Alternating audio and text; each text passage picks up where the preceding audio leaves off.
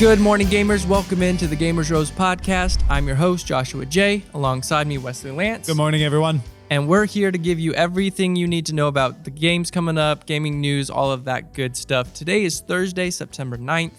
It's fall time. I'm super excited. It actually has been really nice. The last couple of days, it's been like, it feels like fall. It's been amazing. I hope all you guys had a wonderful weekend, Labor Day weekend, all of that good stuff.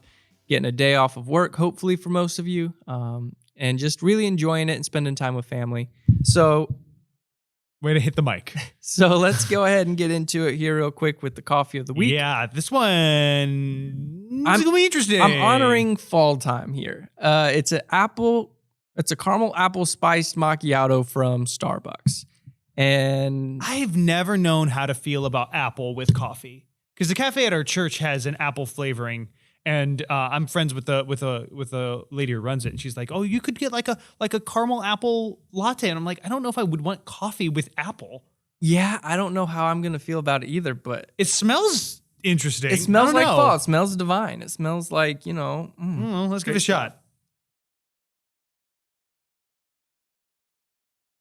Don't know. Yeah, It's not what I think of when I think of coffee. It's exactly what I think of when I think apple spice, but it does taste like coffee. Like, I get the espresso too. I like it. The more I'm drinking it, the more I'm liking it. If you want to drink fall in a cup, but you don't want to go the typical white girl pumpkin spice latte, try to get the apple spice macchiato. I would actually argue that this tastes more like fall than pumpkin spice. Oh, yeah, no. When I'm drinking pumpkin spice, all I can think of is the fact that the orange they use to color the drink is a carcinogen. Even though no one can see the stupid latte inside the cup. They're like, no, it needs to be orange, even if it gives you cancer. This looks like coffee, so that helps. It's not an ungodly orange. And it tastes really good. Not really good. Gosh. I know, I go back and forth. Like, while I'm drinking it, I don't like it. After I've swallowed it, I like it. That's my thing with aftertastes in coffee. I like the memories that it gives me. It makes me remember things. In the moonlight. Gosh. But I will say, if I want coffee, I'm probably not getting an apple spiced macchiato. If I want something that reminds me of fall and I'm just in the mood and I'm like, everything is great, I'm going to grab it. Question. Do they have a frappuccino? What's your question, soldier? Do they have a frappuccino version of this? Because a non-coffee frappuccino version of this would be absolutely amazing. I don't know. I'd have to see. I think that could be really good. Or even if you got this without espresso, and it was just like steamed milk and apple, well, I guess that's just like a hot apple cider. Well, and this is the ice. They have a hot one. The hot one might be better, and that's what I think. I think it would be a lot better. It's certainly not bad. It's just very specific taste. So, like, if you're a bit of a coffee purist, you're probably not going to like it. I kind of like the unique sort of drink, so I don't mind it. But I don't know if I would pay Starbucks premium for that. Right. For me, I usually drink coffee black in the morning. I love just straight black coffee, nothing added to it. Yeah. And so for me, this is like a lot. But I'll go ahead. I'll rate it. I'll give it taste-wise, 5 out of 10. Memory-wise, and just getting you into the season, well, then there you go, 10 of 10. Yeah, I'd probably give it a 6. Like, it's good, but it's definitely, I don't know, it's so weird. I'm really of two minds about it. It's so strange. Just because I don't think apple and coffee go well together. I agree. But I think a 5 or a 6 is about the highest I'd go. Maybe just inject, No, don't even finish that sentence. Don't inject anything other than what your doctor. If you're diabetic, insulin. No. If you need to get your vaccinations. Those are the two things you can inject. Espresso shots into an apple and then just eat the apple. So I thought you were gonna say you might as well just inject apple into your veins. I don't know why that's where I went. Can you even do that? It'd have to be applesauce, and then you inject a consistency like that into your veins, and you okay. Can we move on?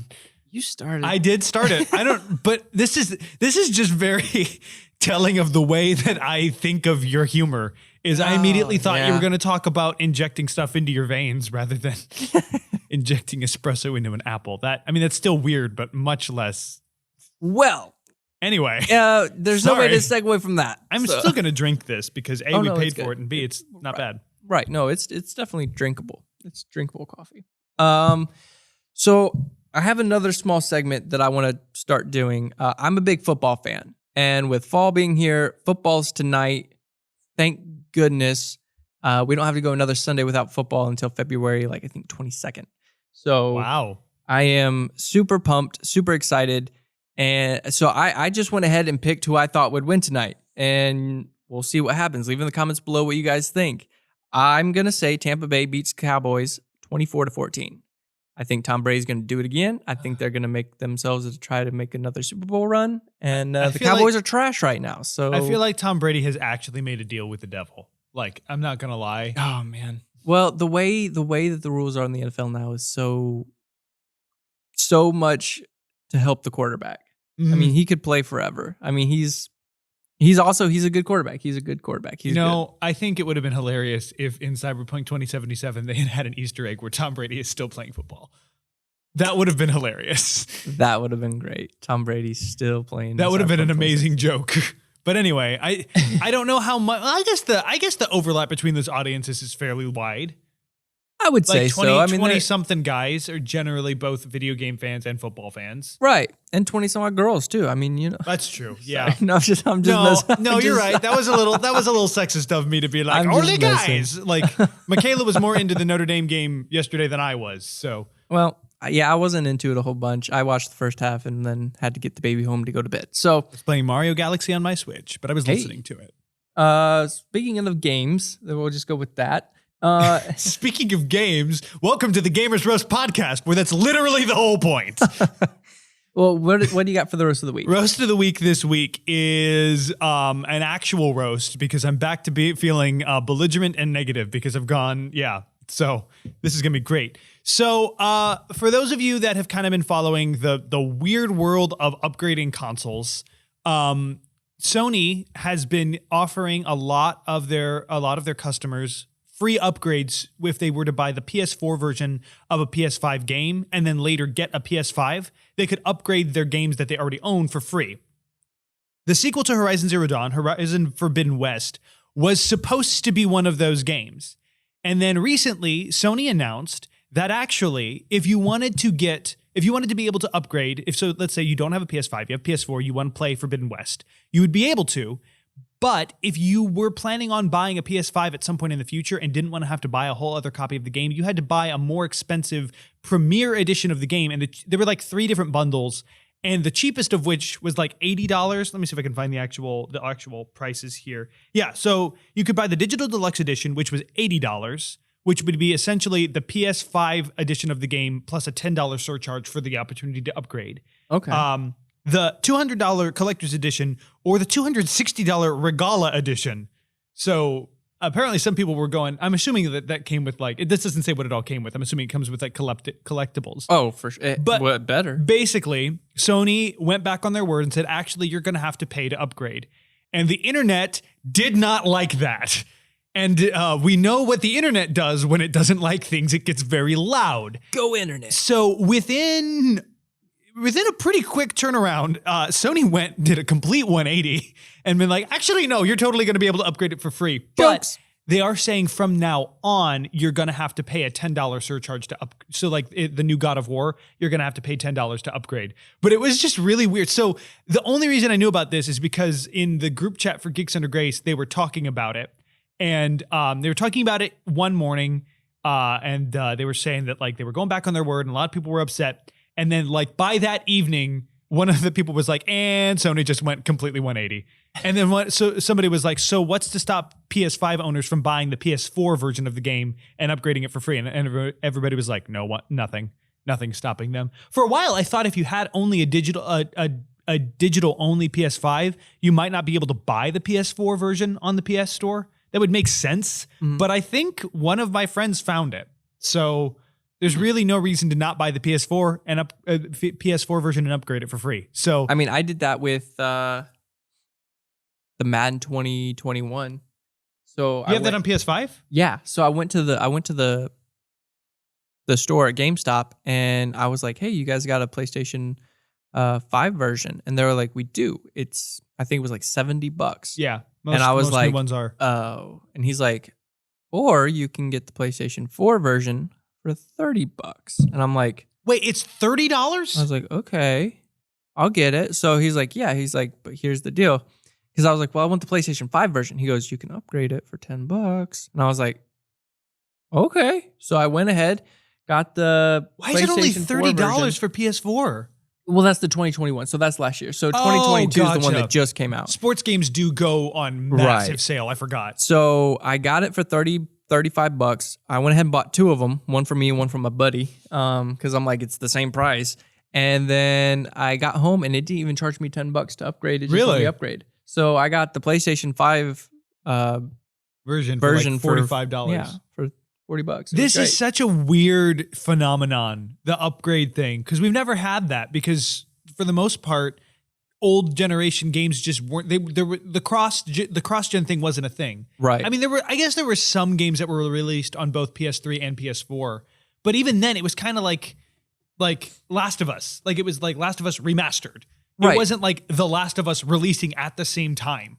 From what I remember, it's not that you could take your PlayStation 2 to PlayStation 3 necessarily, like you're saying. But if they released a game for the PlayStation 3, they also released it for the PlayStation. Not like those 2 systems. Yeah. But you know what I'm saying, the 3 and the 4. So the only thing that I can think of that kind of did this was Twilight Princess. So it had a version on both the GameCube and the Wii. Right. Because the GameCube and the Wii were really similar in power. I think the Wii wasn't even HD. So as I'm actually learning more about hardware, I was a kid when these things came out. So the GameCube and the Wii, it was just like, oh, it's the next Nintendo console. I'm going to buy it because it has the cool little Wii remote that you can point at the TV. But like as an actual console, the Wii wasn't that much more powerful. It wasn't HD. So like releasing the game for the Wii was essentially a port. It wasn't an upgrade or anything. Right. So, well, and nothing was a digital upgrade. Right. You couldn't do that with the 360 to the Xbox One. Whereas now, from the Xbox One to the Xbox Series X, there is that ability to just digitally upgrade. Yeah. There's becoming so much more digital gaming. Yeah. I mean, it's crazy. I'm actually thinking, because I'd like to get both a PS5 and an Xbox at some point. I'm thinking just going digital only for both. Only problem is I would not be able to use the discs I currently have for PS4. So that kind of sucks. But yeah, I mean, some things will just get lost in the weeds. But anyway, to make this a roast, Sony, stick to your guns. Not the bad ones, though. Not the ones where you were going back on what you said. Changing. Yeah, but like your initial guns where you were like, yeah, it's going to be free. Stick to that one. Like, don't try to charge people for something that you said was going to be free and then have to do this sort of thing. Like, because it's just not a good look to be like, oh, we actually didn't mean it. Like, oh, we're going to go back. Well, okay, to be fair, the spokesperson, it was Jim Ryan. He's the president and CEO of Sony Interactive. He says, it's abundantly clear that the offerings we confirmed in our pre-order kickoff missed the mark. While the pandemic's profound impact pushed Forbidden West out of the launch window we initially envisioned, we will stand by our offer. Players who purchase Horizon Forbidden West on PlayStation 4 will be able to upgrade to the PS5 version for free. So at least he admitted that they missed the mark and they did a no-no. We missed the mark, but we're going to do it for all the other games. Just not this one because we got too much backlash. Well, yeah, because they're basically been like, well, okay, we can still squeeze money out of people as long as we don't like promise that it's free now. Yeah. Which, as long as they're not going back on a promise, that's fine. I do understand it at this point because we're pretty far into the console launch. So it does make sense to start charging for upgrades. No, it does. And like I said, with all the prices of everything going higher and even the price of wages, I mean, everything's going up. So it's just what happens. Woot. Economics with the Gamers I'm not going to go podcast. any more on that. So starting with our first story of the day, VentureBeat.com put out an article by Jeff Grubb, which I love reading Jeff Grubb stuff. I'm going to link this in the description below. So definitely check it out. Read the whole thing. But it says here in the article about Battlefield 2042's Hazard Zone. It's talking about kind of what's going to be coming out with all of that. So it says Battlefield 2042 is launching soon, but publisher Electronic Arts and developer DICE still have a few things left to tell fans about the game before its October 22 release. For one, a beta test is coming in September 22nd, according to sources familiar with the game. And another key selling point is that it has a new game mode, Hazard Zone. DICE has previously mentioned Hazard Zone, which it describes as a, quote, high-stakes, squad-based game, end quote. But the company plans to hold off on more details until after the beta. This has led some fans to speculate that the mode will mimic other popular online shooters like Warzone or possibly Escape from Tarkov. With thinking about all of this stuff, I'm really hoping that it's more like Escape from Tarkov than it is from like Warzone. I'm gonna be perfectly honest. I had never heard of Escape from Tarkov before I read this article. What is that? So it's like, I haven't played much of it. I played a few matches. Essentially, you get put onto an island, and I think you're all prisoners. Correct me if I'm wrong on that one. But you have to get weapons and get things to survive, and you shoot other players and things like that. Okay. When you die, from what I understand, you lose what you have. But if you escape without dying or something like that, or win, then you can put all of that stuff in a chest, so to speak. And then when you go to play your next game, you can start with that equipment, or you can go in with nothing because you don't want to lose that good equipment. So if you find like a really nice pair of night vision goggles and you're like, crap, I just want to get out, I think there's a way to end it without having to die. Interesting. And so you can keep your loot and things like that. That feels fair. And so it gives people more of an objective rather than just, go in there and shoot and die. And I mean, you can gather loot. But in the article, it says, in Hazard Zone, squads of players will enter a map with the hopes of outlasting other teams. But unlike some Battle Royale shooters, Hazard Zone is a more objective-based game. Player squads must extract intel from the world while evading and surviving competing squads and AI-controlled guards. But like other recent popular game styles, Hazard Zone uses permadeath to ramp up the drama. So, in my opinion, Hazard Zone is going to be completely different. Yeah. And I'm excited for that. It sounded really cool. Because Warzone got so boring to me. Well, yeah, because it was the same thing over and over and over again. In the same map. And then they're like, oh, well, we're going to come out with a new map. And we're like, yes. And they're like, we're going to nuke it. We're like, yes. And then they're like, we just went back to the 1900s. And we're like, what? Why? Wait, I missed that. What did they change? The map just went back to the 1900s. So it's like a 1980s version of the exact same map. Oh. It just looks, it's like a different skin on it. But it's the same layout and everything? Yeah, there's a few different buildings, or like one building is in the middle of construction that was built. And it just... That's really stupid. It's so weird that they didn't, because every other Battle Royale game that they're trying to emulate, okay, Apex and Fortnite do that. They change the map. They keep it interesting. And Apex is nice because it changes throughout the day. So whenever you're playing, you're going to get to a different map. And that's what it would have made Warzone a lot more fun having a totally different just giving you different play style or different game modes, because I mean they had some game modes. Honestly, the zombies mode that they released Halloween last year was really fun. That was pretty and then cool. You could only play it for a month and then it was gone. Which makes you want to play more of it, which is good. But then they didn't come out with a bunch of other interesting game. It just it really fell off. But it is a free to play game. To be fair, it's a little hard to be like, we deserve better when I didn't pay for the game. Whereas I'm glad it sounds like Battlefield is going to make this game that you're paying for have a lot more longevity. Well, with multiplayer, which looks amazing, Hazard Zone, which sounds amazing, we don't know much about it, and then Battlefield Portal. Yeah. I mean, that's what's going to sell people on this game.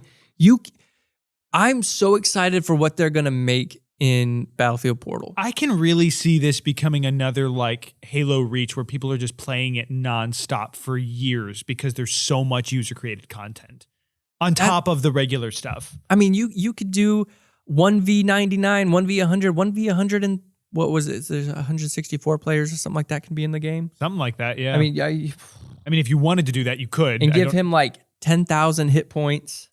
And then be like the ultimate juggernaut? Yeah. That could be fun. And so you have so many people just constantly going after this guy, and he's just sitting there taking it and just killing everyone.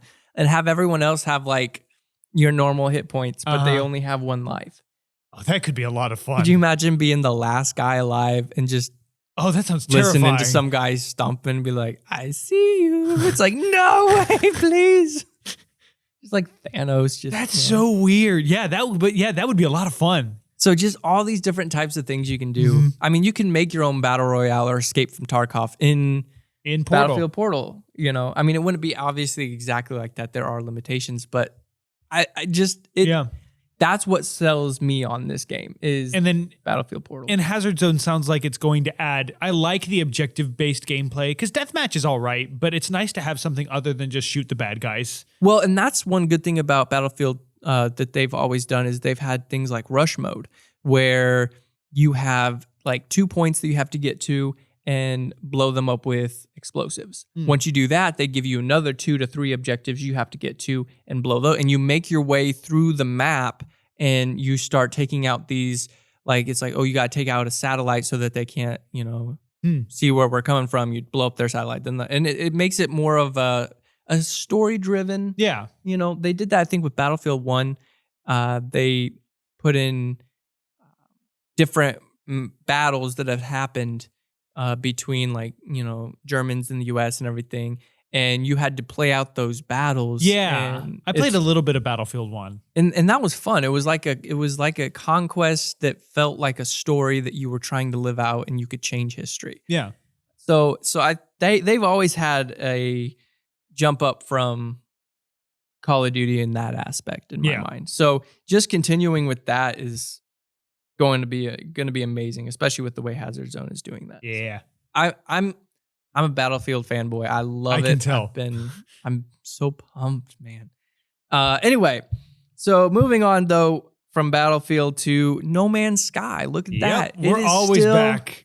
Still in the news, man.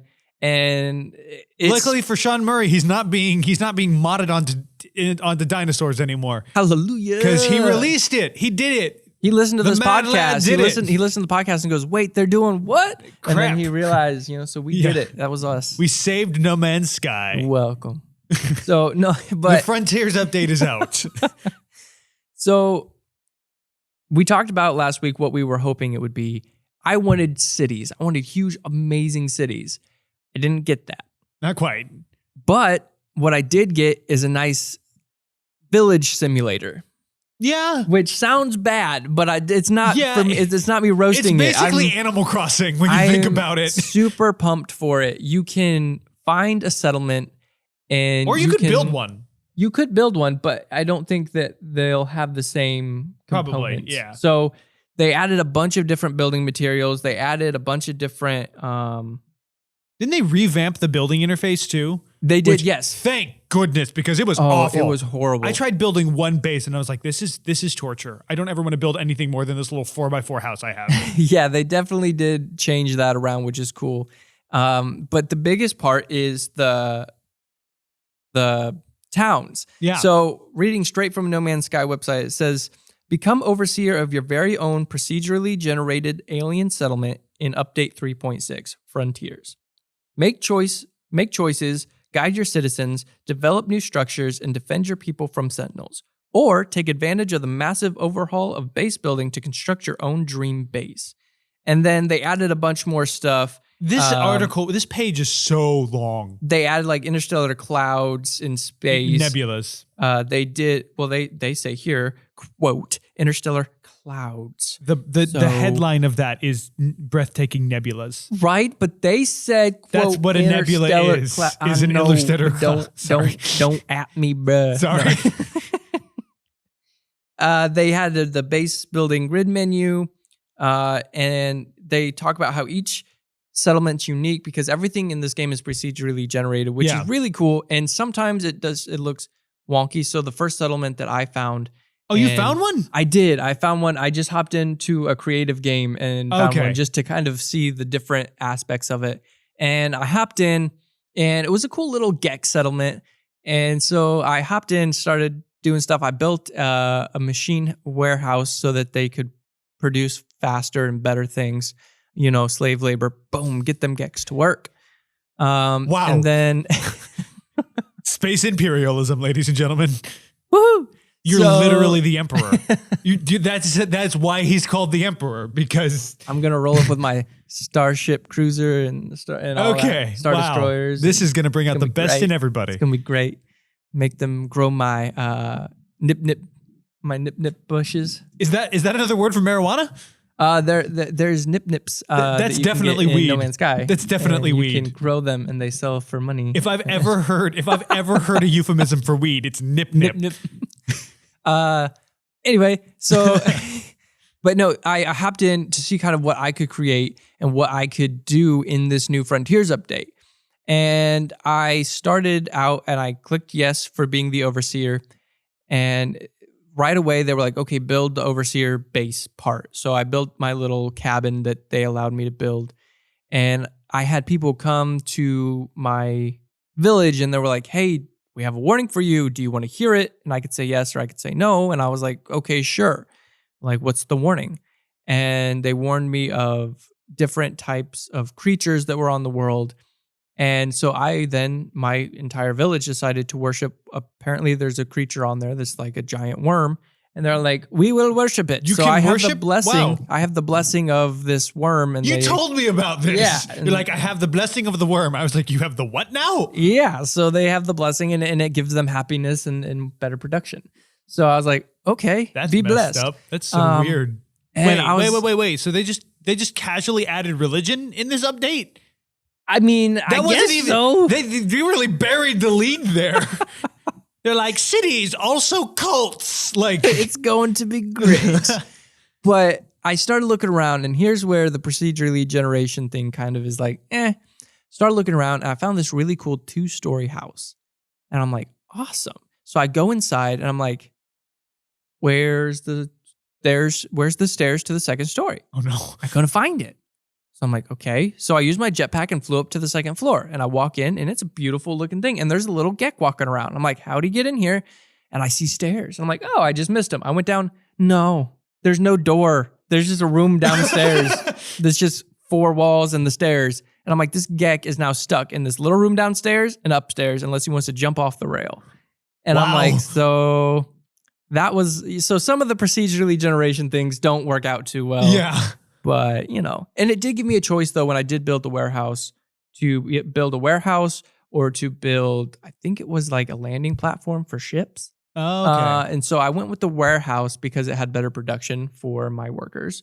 So I don't even call them my citizens anymore. They're my workers. Just like in Civilization, your citizens just exist to work. Exactly. So that's kind of the update, and I'm super excited for it. I think it'd be really cool to get 4 people in, and I don't know if you can rule a settlement with all of you. I don't know, because we were trying to figure that out. Yeah, so we'll have to hop back in, see if we can get something like that going, because that'd be really cool. If not, then maybe you could find another settlement on the same planet, or we could just make decisions together as we just build it up. I'll be like Wormtongue in what is it? Return of the King. He's like the guy who's over in the king's ear, like whispering all of the stuff and actually ruling the country. You're like the advisor, and I'm just the face of the... I'm going to be Jafar. So yeah, that's the update with No Man's Sky. They just constantly come up with more and more amazing things. I mean, I'm super excited. So they gave me this. They're going to continue to update this. Eventually, it will become cities. They're going to populate No Man's Sky. It's going to be great. And then it will no longer be No Man's Sky. It will be Every Man's Sky. And we will live in the true socialist utopia we have all dreamed of, comrade. Oh my. Every Man's Sky. We're going to go... I was going to say we'd be taken down by YouTube. Am I going to have to cut that out? I should No, probably cut that out. YouTube will leave that up. Sorry. And anyway, no, I was going to say, though, what I want next for No Man's Sky that I think would be really cool is interior to the spaceships.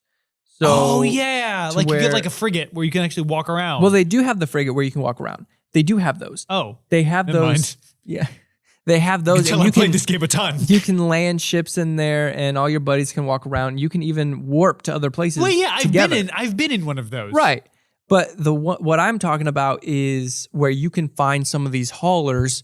And actually have like 2-seaters in them or 3-seaters and have someone be able to control a gun, walk around, see the storage. Ooh, yeah. When you put storage in your ship, it actually starts to fill up and maybe affects how you fly. Like that could be cool. I think you could always stack as much as you want in your ship, but it could become over encumbered. And so then when you go to land, it actually crashes into the ground or something. That And you could have be to fix your interesting. ship. Like a really cool update to the actual ship itself. Because, I mean, in No Man's Sky, that's the whole point is your ship. Like that's who you are. Right. So making that super detailed and in depth that would be amazing. Yeah. I mean, Sean Murray could stop here and it'd be a great game. Yeah. And I love how we're always like, can we have another thing? Like, this is awesome. This is what we've been asking for. By the way, can you also give us one of these things over here?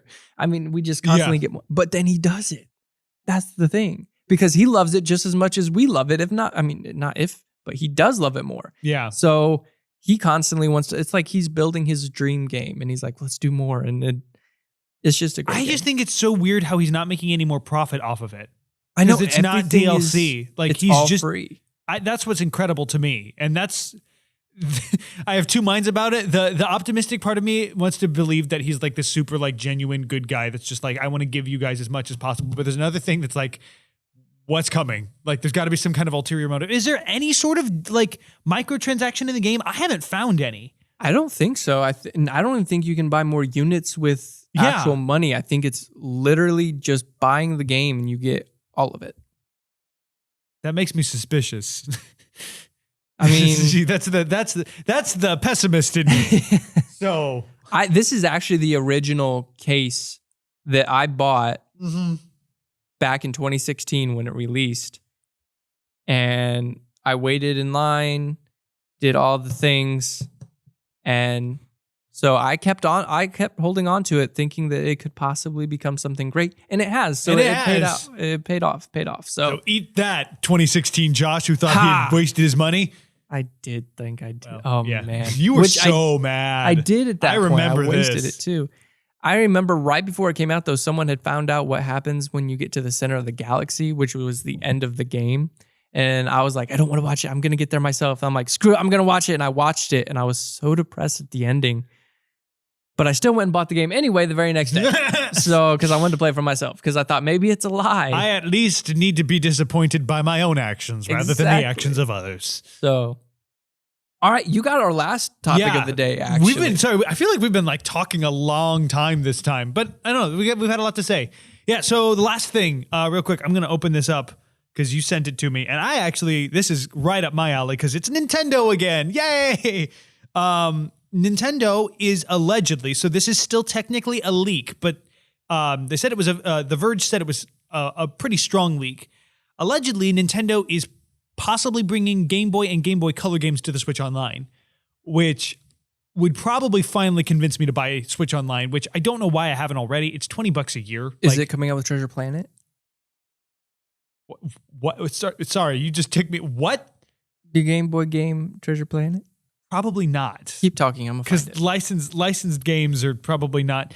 Yeah. So allegedly, Nintendo said that they had no comment on this. So we don't actually know that it's happening, and I'm a little worried we're going to get another SWOLED situation where everybody's like, "Oh, it's going to be this. It's going to be great," and then Nintendo's like, "Ha no." But who knows? We'll see if that actually happens. But one thing that this Verge article did say is that given the way Nintendo has treated its NES and SNES releases, some big hitters are probably going to be missing. So like Earthbound still isn't available on Switch Online. Link's Awakening is a Game Boy game. Back up. Super Mario RPG still isn't available on Switch Online. Like those are two really big Super Nintendo games that everybody wanted that they haven't added for whatever reason. It's been a very weirdly sporadic release cycle for these games. So if they end up going with Game Boy games, we're probably not going to see a lot of the ones that we really want to. I would doubt that we would see Link's Awakening, especially with that Zelda Game & Watch thing coming out in November. They're probably not going to be like, you can get it with this, but that'll stop you from buying the little doohickey that we're putting out for $60 that I'm still planning on buying because I'm a sucker. But I think it's really interesting because I actually wrote off the Game Boy games for most of my life. I never had a game. Well, I had a Game Boy Color. I never loved it. I never really got into it. I never realized that there were some incredible games for that console that I just didn't own. I owned a lot of crappy Game Boy games, so that's why I thought it was garbage.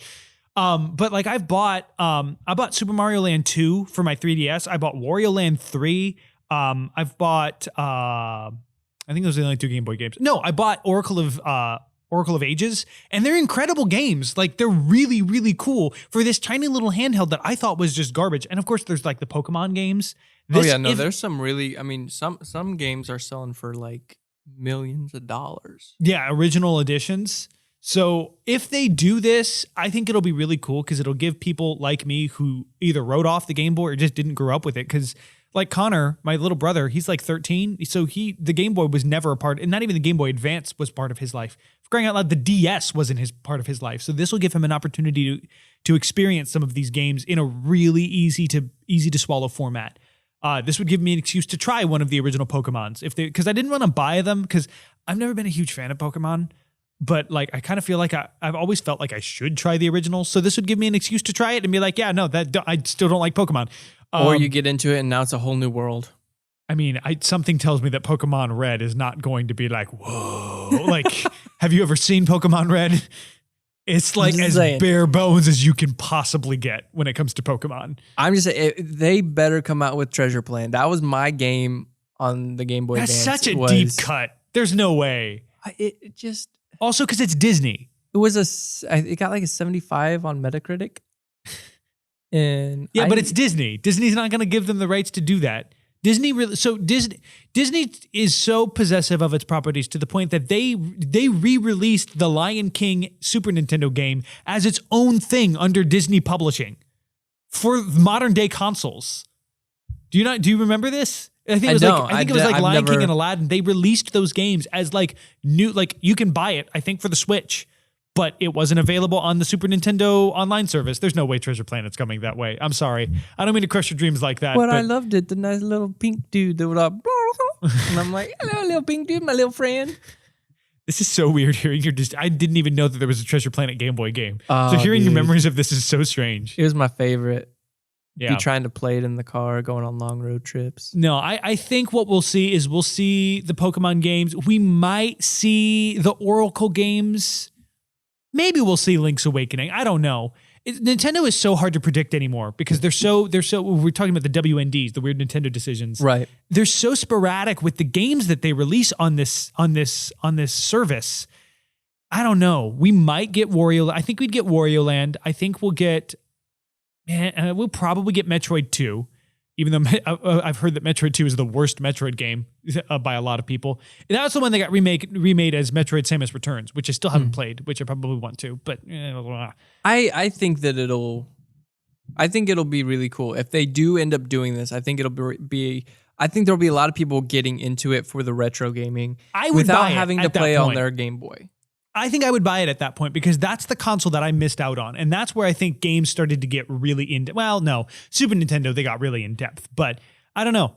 And this gives me hope that maybe if this happens, maybe we'll get Game Boy Advance games, which maybe then I'd finally get to play Metroid Fusion or Wario Land 4 or the original WarioWare. Like, these are all games that like, I don't really want to spend the $35 to $40 that they're charging for a cart anymore to play on my tiny little Game Boy Advance. But if I could play it on my Switch, that'd be a game changer. Dude, I mean, I'd say they got in depth on the Game Boy. I mean, you could solar surf in Treasure Planet. Stupid Treasure Planet game. You could solar surf. Anyway. It wasn't great, but you could do it. You could do it. You could do it. That seems to sum up a lot of what the Game Boy tried to do. It wasn't great, but you could do it. Super Mario Land 2, though, was great. That's a good game. That's there really there good were game. Some really, really good games on Kirby Dream Land, I think, was that any? No, that was Game Boy. Kirby's Dream Land was Game Boy. So we'll probably get Kirby's Dream Land. That's almost definitely, if this happens. Again, we don't know that Nintendo hasn't confirmed anything. Internet, we know what the power of you can do. So not to Nintendo, though. Oh, well. Nintendo doesn't listen. Nintendo don't care. That's Again, true. we saw the Switch Pro. The entire internet was lit on fire by this super powerful Switch Pro. And Nintendo was like, actually, no. They came out with it. It's called the Steam Deck. Nintendo didn't come out with it, though. Right. Someone else just had to do it for them. Gabe Newell, instead of making Half-Life 3, made the Switch Pro because that's what everybody wanted. Even though everyone's been asking for Half-Life 3 for over a decade now. True. Yeah. But anyway, so who knows? We'll have to see. I hope it happens. That'd be cool. I'd be totally in on all of that. So I'd get it. I'd be down to play. So there you go, though. I mean, we've talked about Battlefield Hazard Zone, No Man's Sky Frontier update, what we want from Sean Murray next. Nintendo's weird decision making. Again. Went over some football, some nice apple spiced macchiatos. That was a weird coffee. But I'm drinking it. I drank the whole thing, so. So there you go. Hope you guys enjoyed today. I hope you guys had a fun time with us. I love doing this show. I know Wes does as well. So keep drinking coffee. Maybe not the apple spice one, unless you want it to fall in your mouth. Then there you go. The choice is yours. Do you want apple or cancer? How do you want your mouth to feel today? Do you want it to feel like fall? Then go ahead and grab it. So I hope you guys have a great weekend. Hope you guys watch lots of football, play lots of games. Just really have a great time. We'll see you guys next time.